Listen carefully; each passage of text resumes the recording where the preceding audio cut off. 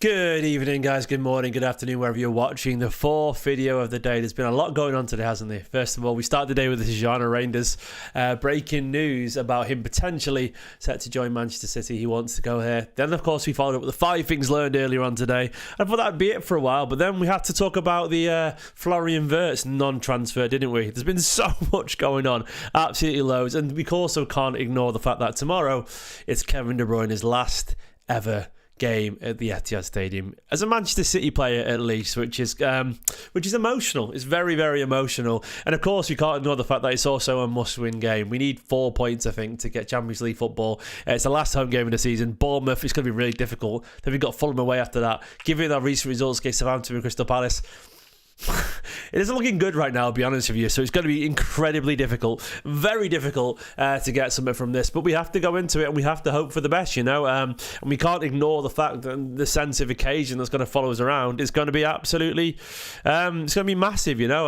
I am definitely nervous about this. I am apprehensive about how this could go. De Bruyne is the kind of guy that needs a special send-off. He's my favourite ever Manchester City player, a magical footballer, a magician, intensely gifted. Of course, he's ended on a reasonably sour note. It's very obvious he wanted to stay at Manchester City and he's felt a little bit hard done by. That happens, you know. Bruised egos are a part of all this, and maybe, you know, they haven't communicated well with each other. I don't really know what's gone down there. I'm not sure we'll ever fully know the truth. I think City have probably rightfully maintained a dignified silence there. There's no point arguing with De Bruyne publicly, you know. Regardless of how it's gone down, let De Bruyne just have his little moment, because what's the point? There's no point in kind of fostering any bad blood, even if there's frustration on either side. I don't know, but it'll heal with time, you know. Pride kicks in a little bit. These are millionaire footballers. It will be okay. And I think tomorrow there will be many a teary eye in the Etihad Stadium, so we'll see how that goes. And this video, by the way, is sponsored by Match Bingo. I am very, very excited to be working with them. Essentially, imagine mixing football with bingo. It's that simple. You know how bingo works. You get a bunch of lines, and if events happen or numbers are called out in bingo, you tick them off. And if you get house or line, you win a prize. This is Match Bingo. It's football related. If events happen in the game, not just a number called out, you know, a corner happens to Manchester City or a goal, or there's 15 events, you tick them off one by one. It's £2 to enter. Over £200,000 have been paid out to players so far, which is an app that takes sports betting, football and bingo, combines them into one brilliant app. £2 to enter. I think it's buy 4 tickets, get 1 free. And it's a little bit of fun as you're watching along live. Of course, 18 plus. I think UK based to enter, so obviously do gamble responsibly. It's bingo, so it's technically gambling, but we've all played bingo before, where you're paying for a line and so on. And it's good fun. It's genuinely good fun. So fingers crossed one of you guys can get involved. Scan the QR code on screen or click the link in the description.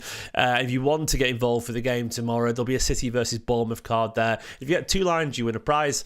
If you get 3 lines, you win the maximum prize, which I think is £250 per game. Thank you very much to Match Bingo for sponsoring this stream. Guys, if you want to help support the channel, click the link in the description. Check it out. It's one of those things where, let me know if you are playing Match Bingo on the stream. And there's a little video here about how it works. I'll jump over to it right now for you.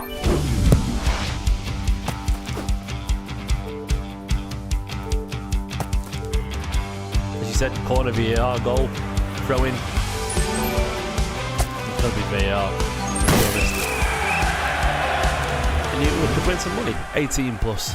UK based to enter, so fingers crossed one of you guys do. So yeah, basically, good luck if you enter. Click the link in the description, check it out below. Thank you very much for Match Bingo for working alongside me. It's a little bit of fun for those who love a bit of bingo and love a little bit of something different. So let's go back to this game anyway.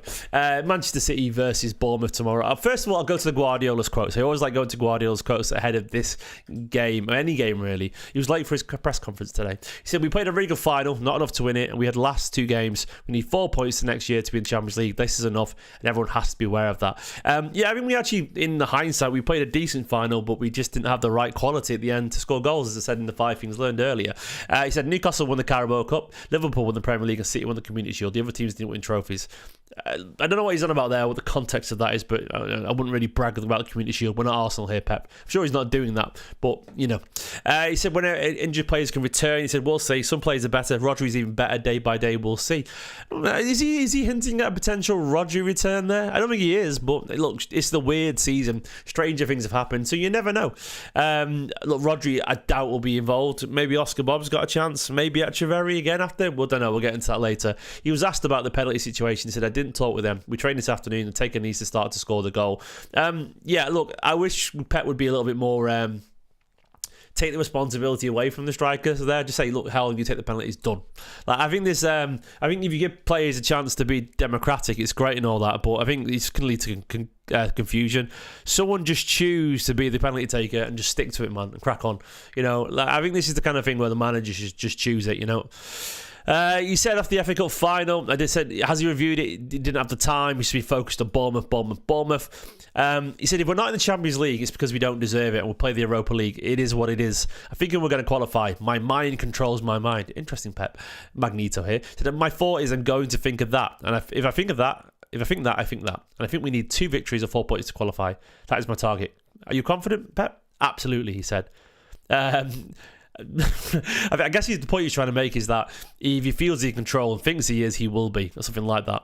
He's going to think positive, and if he believes he's going to do it. Look, I like the optimism. I felt we were going to beat Southampton and beat Crystal Palace, but that never happened. Maybe I presume Pep felt that too. We will see. We'll see how it goes. We have to be very positive tomorrow. He said the guys who, I guess he was asked about, you know, people missing out. He said the guys who will play will be happy. The guys who don't play will be unhappy. The guys who play a few minutes happy. The other ones are unhappy. This is always in all clubs. He was asked about Kevin De Bruyne. He said, Kevin, what he wants is to win the game to qualify for the Champions League next season. This is what Kevin wants. It could not be otherwise. It could not be differently. And I'm going to decide the best for the best players to win the game against Bournemouth. That's for sure. Yeah, absolutely. I saw some people, talking about De Bruyne saying, look, ultimately, they've decided he's not good enough. It's sort of mad at the same time they're also leaning on De Bruyne for every single game, which is a good argument, you know. They're sort of proving that maybe he is, or maybe that is because Foden's out of form, you know, that's the reason he's not playing. But I don't think they've treated him badly, really, Steve in the chat, you know. I don't think they've treated him terribly. I think there's a lot of pride that kicks in with footballers. I agree with that, you know. They are multi-millionaires who, everyone says yes to them all the time. And I think De Bruyne is a smart man. I think at some point he was given the impression potentially that, you know, don't worry, Kev, we'll look after you. You can, if you want to stay, we'll stay. I think things have changed this season. I think they have. I think the season has been a little bit dramatic. I think they realised they need a rebuild, and I think his injuries and his form when he came back was poor. And I think there's been a slight shift potentially, and I think it hasn't been communicated well. Maybe, I don't know. It's just a guess here, but I think there is sort of pride at play and just life, really. I don't think anyone's ever done anything wrong as such. I think it's just a case where two people want different things and they can't really agree on it. I think De Bruyne probably wants to stay up north in Manchester because his family are happy there. I don't think he's ready to move away yet, and I think he thought he would stay. And I think sometimes if something doesn't go your way, you know, you've got to tell your family, actually, we are moving. I think you might feel stupid. I think it might hurt a little bit. I think it's just tough to take, and I get that, you know, and I think there's a lot of pride at play here, and, you know, it's a bit ugly how it's coming out, and I do hate the fact that De Bruyne is, you know, flirting with other Premier League clubs after we'd lost the FA Cup final. He's got every right to do that, but he's just sticking the throat a little bit, you know. It's a little bit undignified for everyone involved, and it's definitely ended a little bit more sour than it should have. I wanted it to be De Bruyne going, I'm so proud to play for City. He said that as such. And let's not talk about all this now. I'm leaving. It is what it is.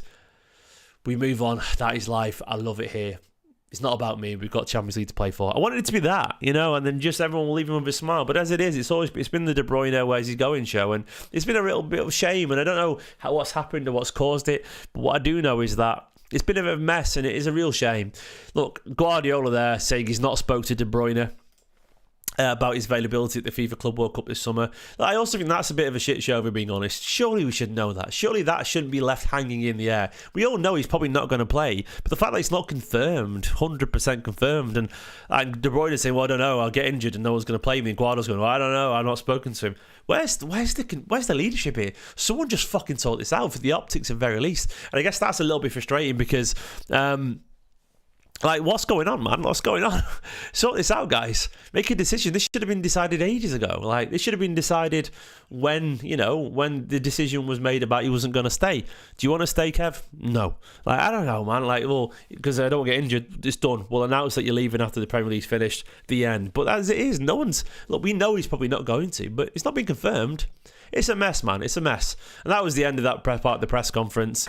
Let's go to Bournemouth and talk about them a little bit, I'll talk about the last time we played Bournemouth, of course. We beat them 2-1 in the FA Cup quarter-finals, a game that means nothing now in hindsight. We were the better side as well, comfortably, to be honest, in the end. I know they scored early on, but shots-wise and all that kind of stuff, we were the better side. It was a game that was turned by the introduction of Mr. Nico O'Reilly. He came on, of course, a couple of assists, bombarding forward, which was start of the Nico O'Reilly explosion, really, when he broke into the side, and it sort of led to, as you can see with the back line there, when Kusanov went off, Kusanov's disappearance, unfortunately, but the birth of the back line of Nico O'Reilly, Vardio, Diaz and Mateus Nunes, and City, of course, went through that day.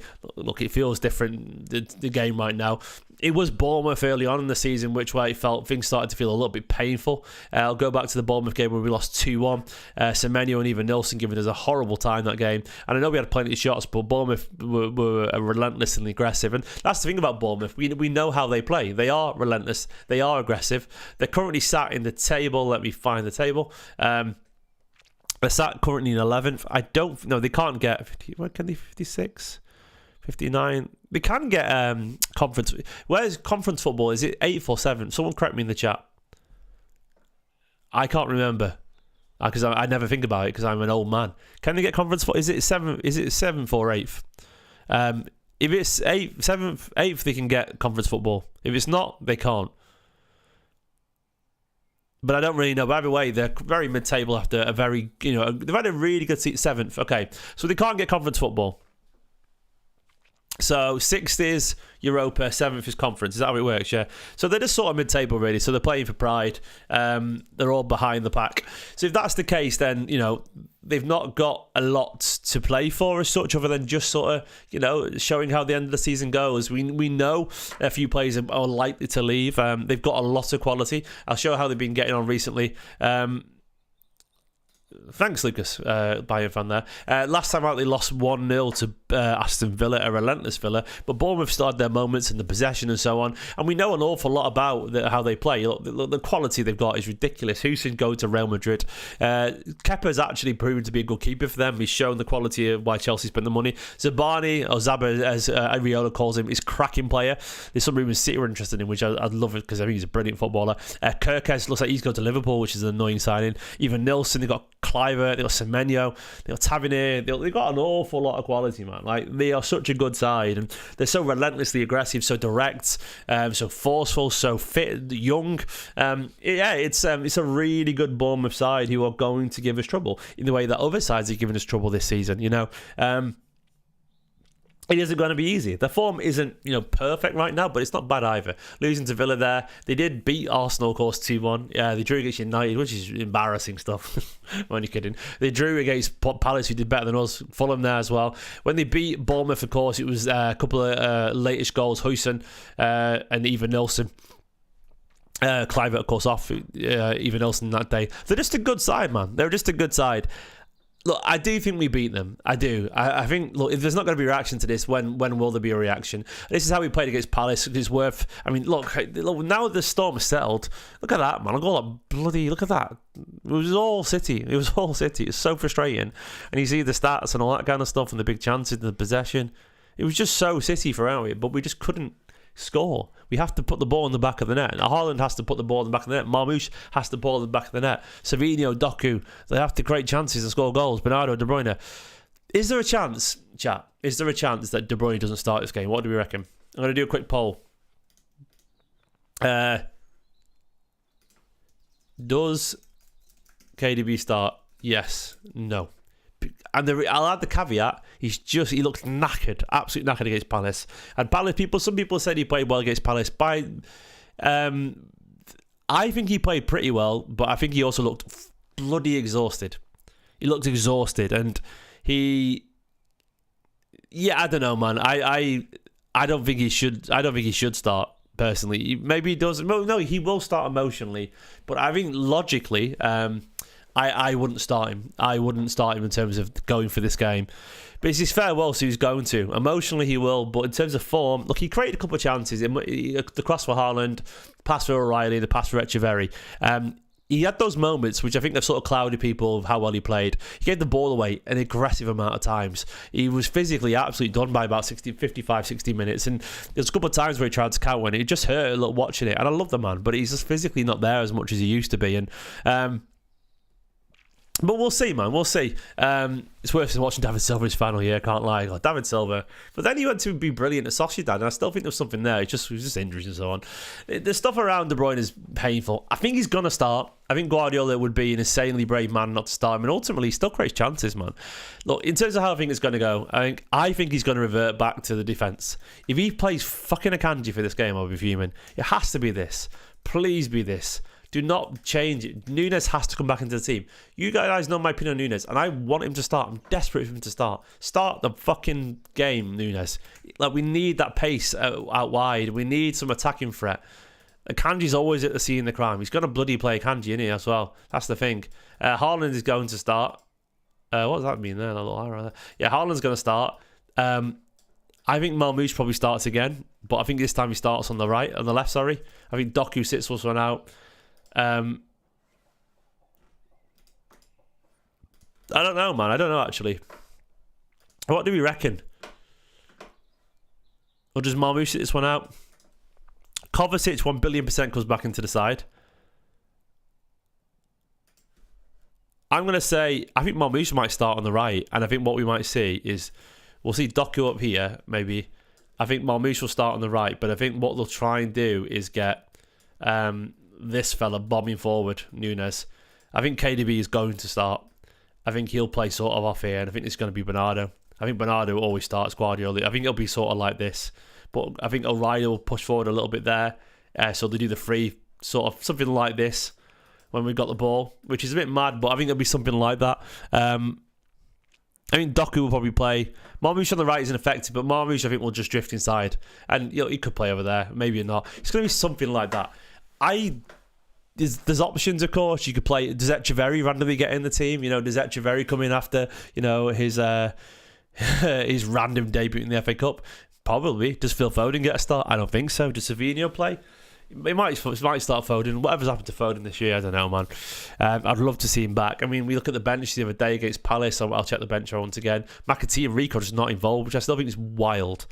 I think it's just such a bizarre decision. Not because they should have started, but it's just because they were involved in every game. And it was just so random to involve Echeverry and Vitor Reis, who out of blue. But Nico Gonzalez, I'd love to say him start, but it's not going to happen. I'd love it. Grealish, maybe. There's a chance of Grealish, potentially, if he wants more control.